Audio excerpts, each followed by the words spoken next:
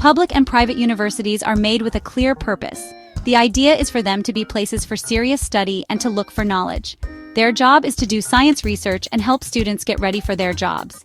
Thinking for yourself and asking questions without fear should be the most important things at a university. These universities are very important for everyone because they get future leaders and people who make new things ready. The main thing should always be to grow your mind and explore ideas without just picking one side. But it looks like this very basic idea is getting lost in some important universities. Sadly, what's been happening lately in Florida, in the USA, and around the world shows they are moving away from these main ideas, and that's worrying. Universities like the University of Florida and Florida International University seem to be changing. They are stopping being places just for studying and are turning into battlegrounds for political ideas. This change makes us really wonder what path they are taking and what's most important to them. When political plans win over education goals, the main job of the university gets hurt.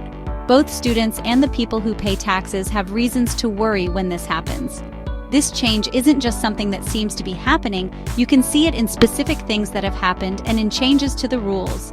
The very places that are for learning, classrooms, big lecture halls, and university yards, are being used more and more for political action. A lot of times this action only shows one point of view and doesn't encourage strong debates or careful thinking about things. These activities can show what's happening in society now, but that doesn't mean they are education. Education needs different points of view to be shown fairly and for people to be helped to think and analyze. Whether higher education stays serious depends on the answer to this question. The results of politics getting involved in trying to sway young people are big. It can make the quality of education go down because money and attention go somewhere else. It can also create a place where it's more valued for everyone to think the same instead of really asking questions. Let's look at how universities were and how they are expected to change, especially in Florida. We're going to see how leaders are chosen to help bring the main job of universities back to them. And we're also going to look at specific examples of political action at universities, especially from the far left, supporting dictatorships. The goal is to understand what's happening and think about how to get universities back to being neutral in their studies. During 2024 and 2025, the Young Democratic Socialists of America at FIU held many events with clear political goals. A YDSA introduction type event on March 21, 2025, was made to get new members and teach socialist ideas. Another event on March 31, 2025, called Trans People Exist, Billionaires Shouldn't, had drag shows, free clothes, and they gave out the morning after pill. They also sold t-shirts with sayings that criticized political figures. These activities, even though they are part of free speech, use university resources for messages from just one side instead of for varied educational programs. Other events show more of this trend. An Action Day for Palestine on March 26, 2025, pushed a specific point of view on a complicated international issue, without any different academic opinion being seen. There were also protests at the university against the temporary president Jeanette Núñez and against federal ICE policies. There are reports that say some of the people who took part in these events didn't seem to be students, which makes you wonder if outsiders were involved.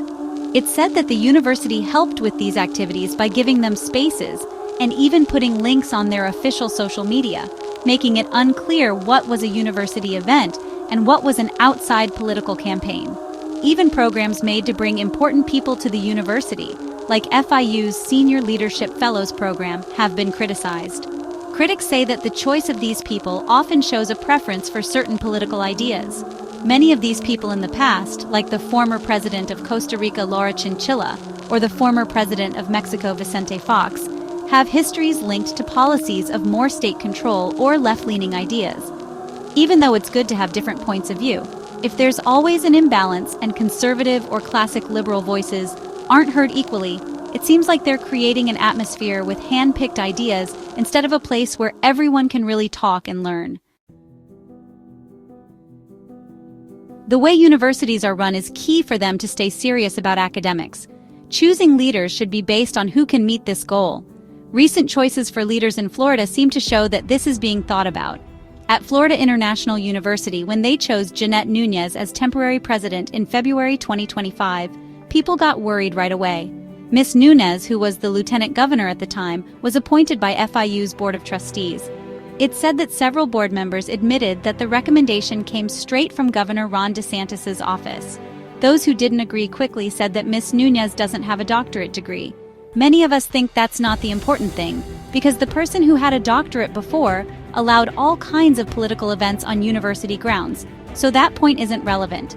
Something similar with state influence seems to be happening at the University of Florida.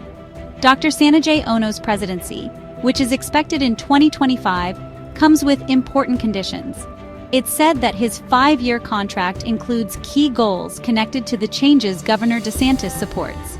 Supposedly, these conditions include working with Florida's Office of Government Efficiency, and more directly, they include a ban on spending university money on diversity, equity, and inclusion programs. It's also expected that deans and provosts will follow the governor's conservative way of thinking. What's happening at UF and FIU shows a possible change in how university leaders are chosen and what's expected of them.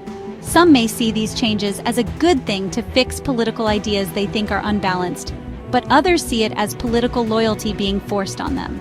The main question is if university leaders will give more importance to academic values and the university's independence, or if they will keep sponsoring political events instead of academic ones. Whether higher education stays serious depends on the answer to this question. The goal has to be to grow critical thinking, intellectual curiosity, and respect for speaking with reasons. Florida's higher education system can, and should, be an example of academic seriousness, not a place where only the same ideas from political campaigns are repeated.